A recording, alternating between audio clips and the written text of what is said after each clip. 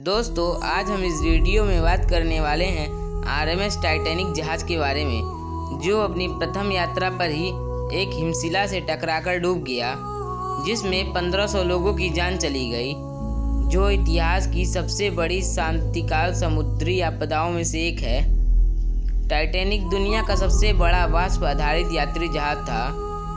इस जहाज का निर्माण 31 मार्च 1909 को हुआ था। इसको बनाने में 9 वर्कर्स की जान भी चली गई और 40 वर्कर्स गंभीर रूप से घायल भी हो गए थे, और कुल मिला के 3000 वर्कर्स के रात और दिन की कड़ी मेहनत से 26 महीनों में यह जहाज तैयार हो गया। इस जहाज की लंबाई 882 फीट थी और 92 फीट ये चौड़ा था, और टाइटैनिक की ऊंचाई 175 फीट थी। और दोस्तों, 46,000 टन वजनी ये जहाज था। इस जहाज को बनाने में कुल 48 करोड़ रुपए का लागत आया था, जो कि उस समय के हिसाब से काफ़ी ज़्यादा अधिक था।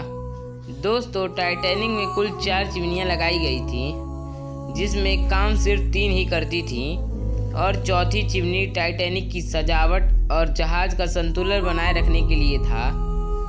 दोस्तों, टाइटैनिक में जो सीटी लगाई गई थी, उस सीटी को 16 किलोमीटर दूर से भी सुना जा सकता था। इस जहाज को बनाने वाली कंपनी का नाम था व्हाइट स्टार लाइन, और लोगों का कहना था कि ये कभी ना डूबने वाला जहाज है, लेकिन किसे मालूम था कि ये बात गलत साबित होने वाली थी। ये बात है 10 अप्रैल 1912 की, जब इंग्लैंड के साउथहैम्पटन शहर से न्यूयॉर्क के लिए आरएमएस टाइटैनिक रवाना होने वाला था। तो उसे देखने के लिए ही 1 लाख से अधिक लोग आए थे, और टाइटैनिक 2224 पैसेंजर और कई क्रू मेंबर्स को लेकर इंग्लैंड के साउथहैम्पटन शहर से न्यूयॉर्क के लिए 10 अप्रैल को रवाना हुआ।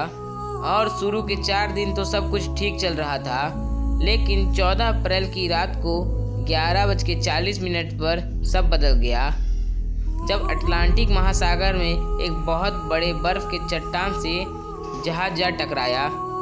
जबकि टाइटैनिक के कप्तान एडवर्ड जे स्मिथ को इसके बारे में 6 चेतावनियां मिल चुकी थीं, लेकिन कप्तान को लगा कि बर्फ के चट्टान को देखकर जहाज को मोड़ लिया जाएगा।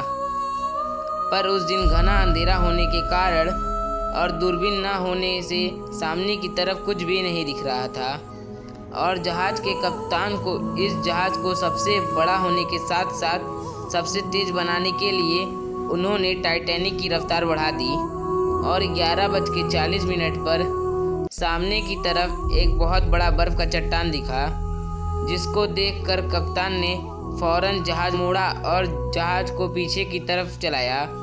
पर जहाज की अत्यधिक गति होने के कारण चट्टान से दिखने के 30 सेकंड बाद जहाज जा टकराया, और टाइटैनिक के निचले हिस्से में छेद हो गया, और टाइटैनिक के निचले कमरों में पानी भरना शुरू हो गया। फिर टाइटैनिक में पैसेंजरों से लाइफ बोट की तरफ जाने के लिए कहा गया, और जहाज में चारों तरफ अफरा तफरी मच गई। दोस्तों, टाइटैनिक में 64 लाइफ बोट रखने की जगह थी, लेकिन सिर्फ 20 लाइफ बोट ही रखे गए थे। ऐसा इसलिए कि टाइटैनिक को कभी ना डूबने वाला जहाज कहा जाता था। अगर जहाज में 64 लाइफ बोट होती तो अधिक लोगों को बचाया जा सकता था। जहाज में एक प्रोटोकॉल फॉलो किया जा रहा था, जिसमें महिलाओं और बच्चों को लाइफ बोट में पहले बैठाया जा रहा था, इसलिए मरने वालों में पुरुषों की संख्या अधिक है।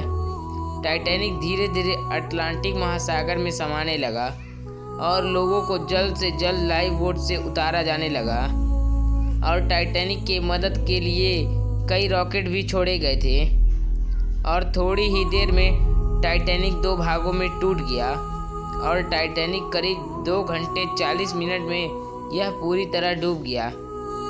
लेकिन ज़्यादातर लोगों को लाइफ जैकेट भी दी गई थी। लेकिन अटलांटिक महासागर का पानी -2 डिग्री सेल्सियस जमा देने वाला था, जिसमें एक आम आदमी 15 मिनट से अधिक नहीं रह सकता था। टाइटैनिक जहाज के डूबने से करीब 1500 से भी ज़्यादा लोगों की जान चली गई थी, जिनमें से सिर्फ 300 शव ही मिल पाए।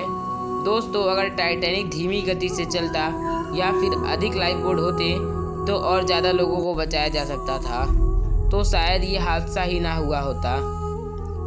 इस वीडियो को अंत तक देखने के लिए और अपना बहुमूल्य समय देने के लिए धन्यवाद। ऐसी ही और वीडियो देखने के लिए इस वीडियो को लाइक करें और चैनल को सब्सक्राइब करें।